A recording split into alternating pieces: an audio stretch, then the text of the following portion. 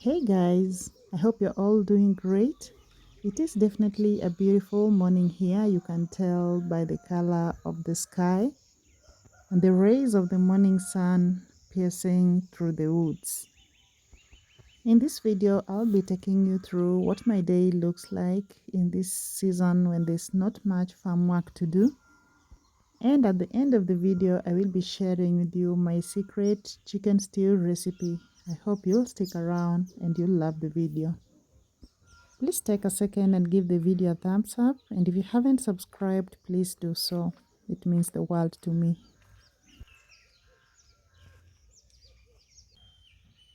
I spotted some wild fern while taking a walk in the morning, and I just thought they would look great in our flower vase. I hope nobody cut them behind me. The village people have a tendency of walking with slashers in their hands, and they just go slashing anything along the roads.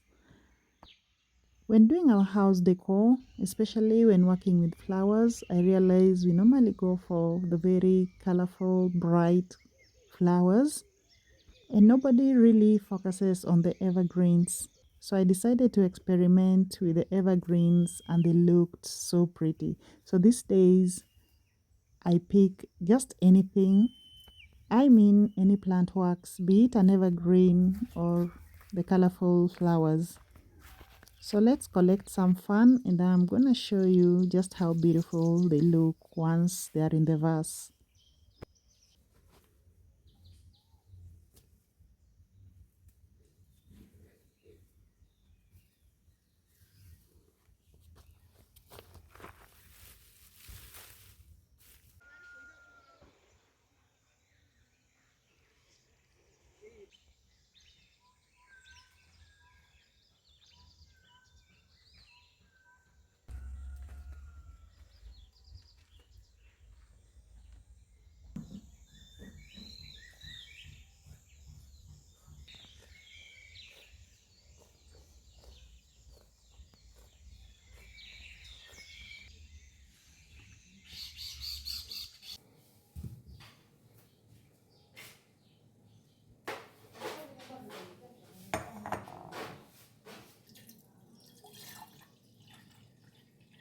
I'm going to use this small flower vase. It's kind of short and my fan are very long. So I'm gonna cut them so that they look neat in the flower vase.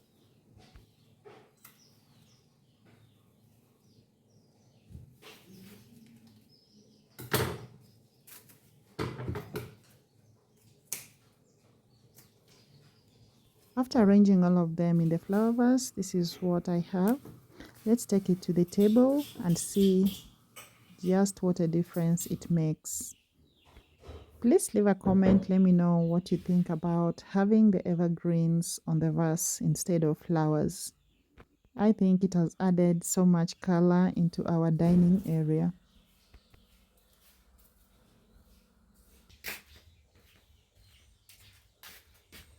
I just harvested these sweet bananas.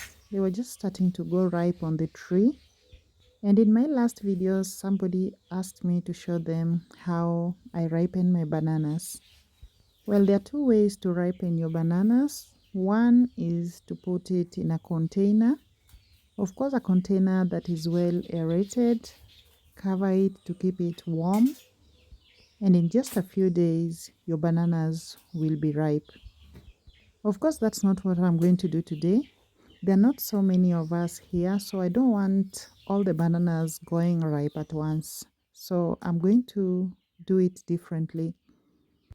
If you intend to ripen your bananas, the first thing you do after harvesting is to cut them off the stem, put them down so that the latex drips out.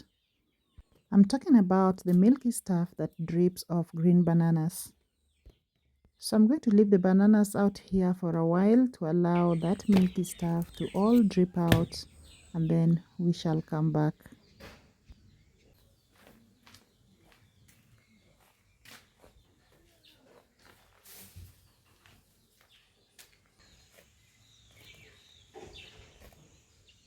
In the meantime, I'm going to have my breakfast. I really love rice and beans, and we have some leftover from last night. I'm just gonna warm it, and that's what I'm going to eat for breakfast today.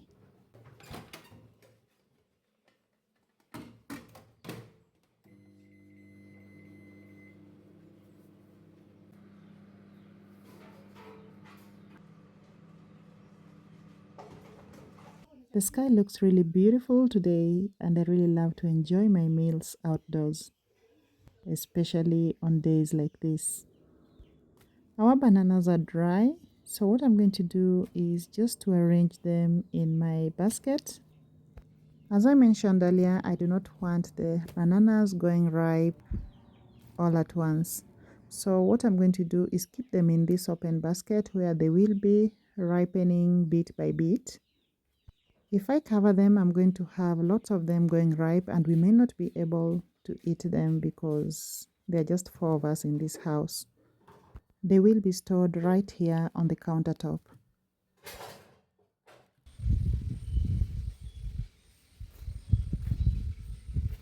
It is a sunny afternoon. I'm just looking for the coolest shade in the compound to rest.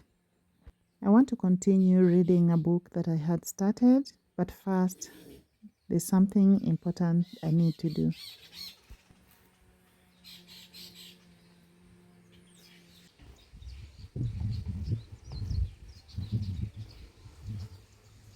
I have been making some major adjustments in my lifestyle, and I remember reading some very important things in the book Atomic Habits. I am a very poor reader, and trust me, I haven't finished reading Atomic Habits from last year, but there are some really important things that I have learned from that book. One way to create a habit is to do something continuously for at least 3 months. And the only way to stick to that schedule is to fix time to eat. And that's exactly what I want to do today. One reason I've failed in my plans is because I did not fix time to what I wanted to do. And on many occasions, I wasn't just disciplined. For instance, I started doing my 30-minute morning walk every day. But on some days, when it was cold or when it rained, I would skip. So I'm writing down everything I need to do and at exactly what time I need to do it. And this time round, I really want to be disciplined. Hopefully, I get positive results. It is late afternoon, and this baby girl here is our dinner today. She's headed for slaughter, and trust me, I can't get myself to slaughter a chicken. I love to eat them, but I just can't slaughter them. As I promised earlier in the video, I'm going to be sharing with you my chicken stew recipe. There are so many ways to cook chicken. People cook them differently, so I'm just going to share with you how I enjoy my own chicken stew. This is from our indigenous chicken breed. You can tell by the color of flesh and the fat. Indigenous chicken have reddish meat, and the color of the fat is yellow and not white. That is one way to tell the difference. Their skin is also yellowish and not white.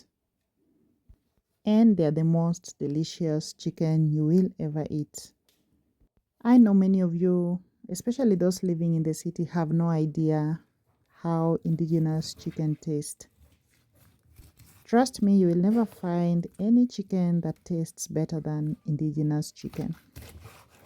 That's the beauty of living in the countryside. We get to enjoy organic food, including our meat and vegetables.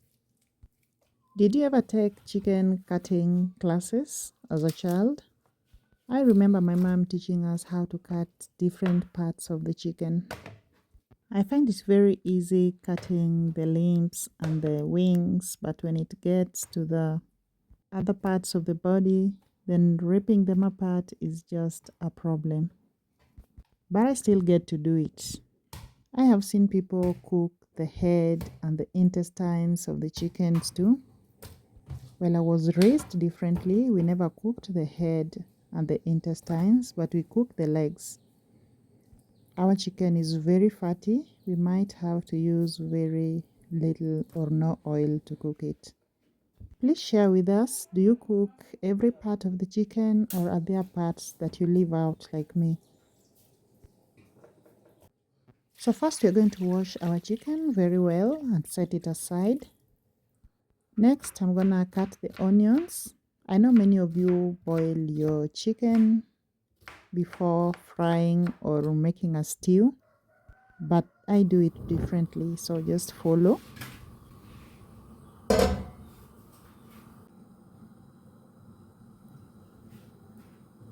I first fry my onions until they are dark brown. This is how my chicken gets that nice brownish yellowish color. I really don't like to see my chicken pieces white in the pan. So this is my process of browning the chicken. Once the onions are cooked, I add salt and a little water. Then I give it a stir and you see the color of the water changing into that golden brown. I then dip in the chicken pieces. We don't have to immerse them in the water. We just want to get that nice color and a good flavor. I then add my ginger and garlic and mix well. Then we will cover and allow it to cook in that little water until it dries out and only oil is left.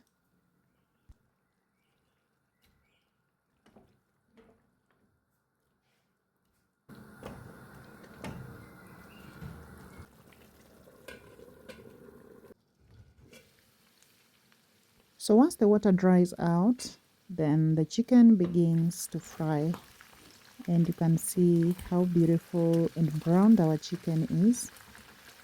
You just need to turn it over so that the ones at the top can also be browned. Our chicken was very fat, so there's just a lot of oil. I had to drain out some and it is not wasted. We will use it to fry our vegetables.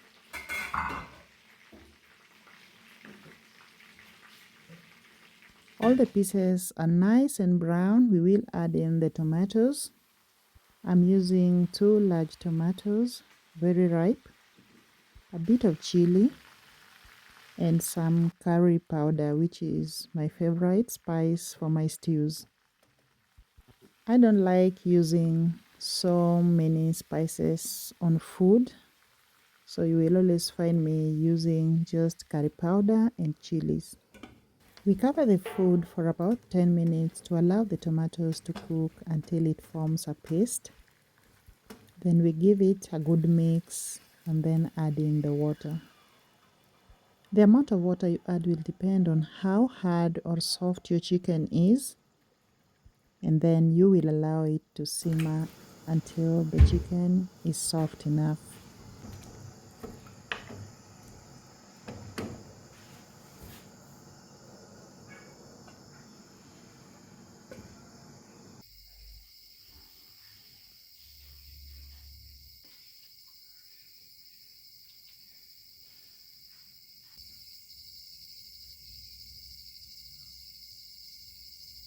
Our dinner is ready and we are serving our chicken with ugali and some kienyeji vegetables.